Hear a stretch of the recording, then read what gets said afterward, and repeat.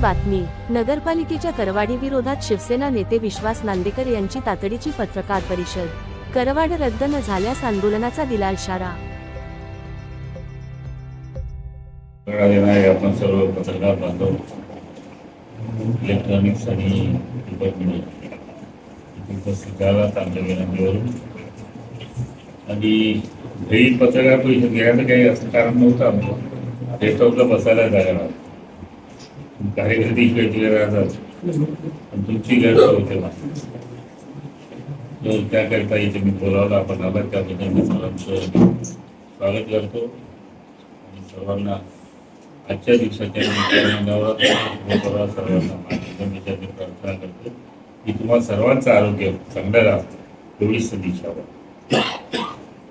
विषय असा महत्वाचा आहे की या शहरामध्ये नगरपालिका आहे जी जीवघेणी करवाढ या नगरपालिकेने केली आहे प्रशासनाने.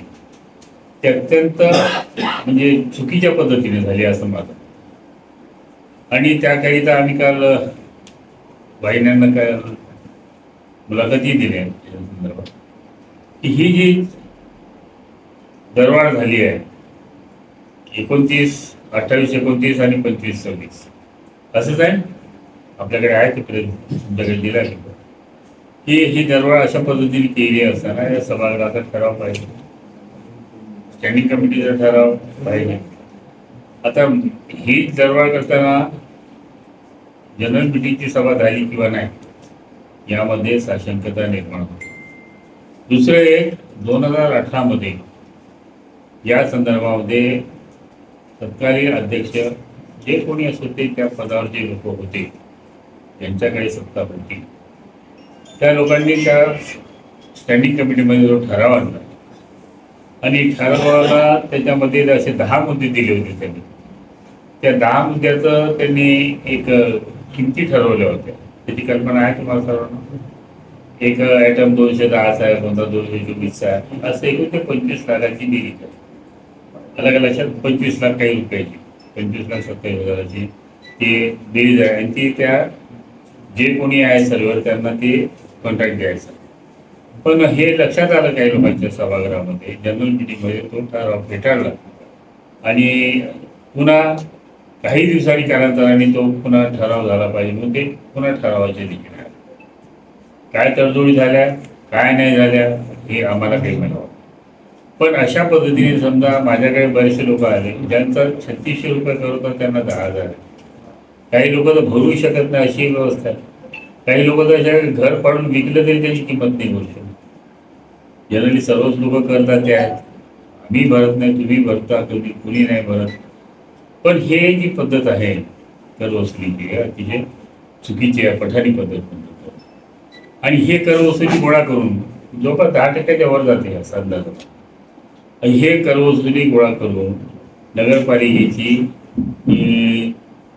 नगरपालिकेच्या क्षेत्रामध्ये काही जे वाढीव क्षेत्र निर्माण केलं, हद्दवाढ केली.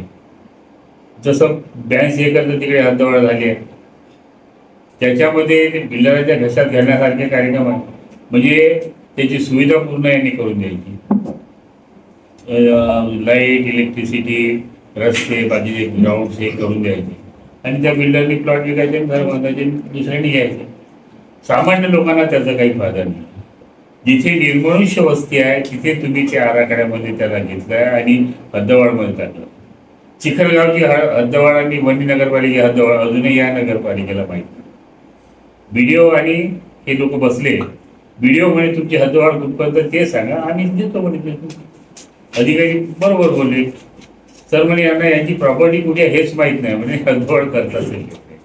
असे हास्यास्पद विषय. आणि या बाजूला झाली आहे, त्या बाजूला झाली आहे. ही निर्मनुष्य वस्तीच्या ठिकाणी तुम्ही हद्दवाढ करता. ते मतदार सुद्धा नाही आहे तिथे घरं सुद्धा नाही. अशा ठिकाणी तुम्ही जर राज्य शासन, केंद्र शासन याच्यामधले कुठे स्मार्ट सिटीसाठी पैसे वापरणार असतात आणि कराचे पैसे वापरणार असतात, ही चुकीची बाब आहे. त्या लोकवस्तीमध्ये आजच्या प्राप्त व्यवस्थेमध्ये या नगरपालिकेकडे पिण्याचं शुद्ध पाणी पाजण्याची क्षमता बिलकुल नाही. आपण पित आहे काय माहीत नाही. बऱ्याचशा लोकांचे आरोपी घरातले बंद पडले. मीच बदलवले परवाला. म्हणजे दर 2 महिन्याला एक काही चिखल आहे म्हणजे म्हणजे पाणी भरमसाठ आहे, त्याचं नियोजन नाही. पाण्याच्या वाहिन्या किती टाकल्या त्या नदीवरून, त्याचं डायमीटर किती आहे हे सुद्धा बऱ्याचशा लोकांना माहिती आहे, नगरपालिकेच्या लोकांना सुद्धा माहिती आहे.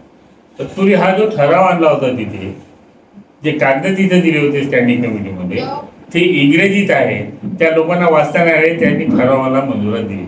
ही वस्तुस्थिती आहे. इथे मराठीतून कामकाज या राज्याचं चालवलं पाहिजे. सभागृहाचं कामकाज मुळात मराठीच असलं पाहिजे. तिथे तुम्ही इंग्रजीतल्या नोट्स ठेवतात ना, लोकांकडून हे करून घेणार, ही वस्तुस्थिती आहे. बरं, कारण पुरा आहे ते आमच्याकडे. या शहरामध्ये जर ही अशी अवस्था राहील, यांना नगरपालिकेला करवड करायचा काही विषयच नाही. काही पद्धतीने केला होता, काही ठिकाणी झाला, काही ठिकाणी नाही झाला. जिल्ह्यामध्ये काही ठिकाणी नगरपालिके कमी झाले आहेत. तर मान्य शिंदे साहेबांना आम्ही 24ला भेटणार. आम्ही नागपूरला बैठक आहे, त्यामध्ये हा विषय तर आम्ही नेऊच. या सरकारच्या विरोधात आम्ही नाहीच, आम्ही सरकारीच आहोत, सरकारातच आम्ही आहोत. पण जर एखादा प्रशासक अशा पद्धतीने वागत तर त्याला बेसन घालायची तयारी आपली. नगराध्यक्ष नसेल ते प्रशासक काम करतो, त्याला अधिकार आहे. मागचा पुढचा विचार करून तर करायला पाहिजे या सर्व गोष्टी, किंवा लोकांशी चर्चा करायला पाहिजे. करता आली असेल चर्चा, ते नाही केलं, डायरेक्ट बिलकुल हे वाटणं सुरू करून दिलं. तुम्हाला आल्या का टॅक्स पावत्या? टॅक्स पावत्या वाचत असतात, त्याच्यावर एक तारीख आहे, 1 महिन्याची मुदत आहे. आज रोजी काही लोकांना दिलं. काल माझ्या घरी मी ड्रोन टाकत असताना ते घेऊन आले, ती बाई टाकली चालली. म्हणजे काय हे नगरपालिकेत जाऊ, म्हणजे कालच्या तारखेमध्ये आता 29 तारखेमध्ये आम्ही त्याच्यामध्ये आपलं मत कसं मांडायचं. तर लोकांना हे आवाहन करतो आम्ही आपल्या मार्फत, की लोकांनी सुद्धा याच्यामध्ये हरकती उपस्थित करून आपल्या तक्रारी दिली नगरपालिकेला टाकल्या पाहिजे, जेणेकरून त्याच्यावर साधक बाधक चर्चा होऊन या सर्व होते. करिता 29 तारखेला या शहरामध्ये एक मोर्चा स्वरूपी एक आंदोलन, एक प्राकृतिक मोर्चा म्हणून आम्ही त्यांच्या नगरपालिकेवर जाणार आहे, त्यांना जाब विचारणार आहे. त्याच्यामध्ये सर्व जनतेला आम्ही सहभागी व्हा असं आवाहन केलं. आणि सरकारमध्ये आम्ही आमची जबाबदारी आहेच. आम्ही माननीय या खात्याचे मंत्री आमचे शिंदे साहेब, आम्ही त्यांच्याशी बोलू आणि त्यांच्या लक्षात आणून की जेणेकरून ही दरवाढ चांगली पाहिजे. दुसरा एक महत्त्वाचा विषय आहे, या नगरपालिकेला अशोका सिमेंट फॅक्टरी होती, MIDC येते, 40-42 लाख रुपये त्यांच्याकडे सांगितलं, ते वसूल नाही करतात.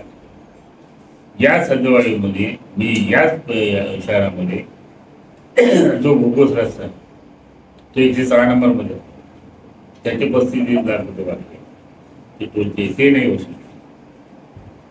असे असंख्य आहे की काही व्यापाऱ्यांना जागा दिल्या आहेत, त्यांच्याकडे प्रत्येकी 30,000 रुपये बाकी आहे, ते नाही जमा केले.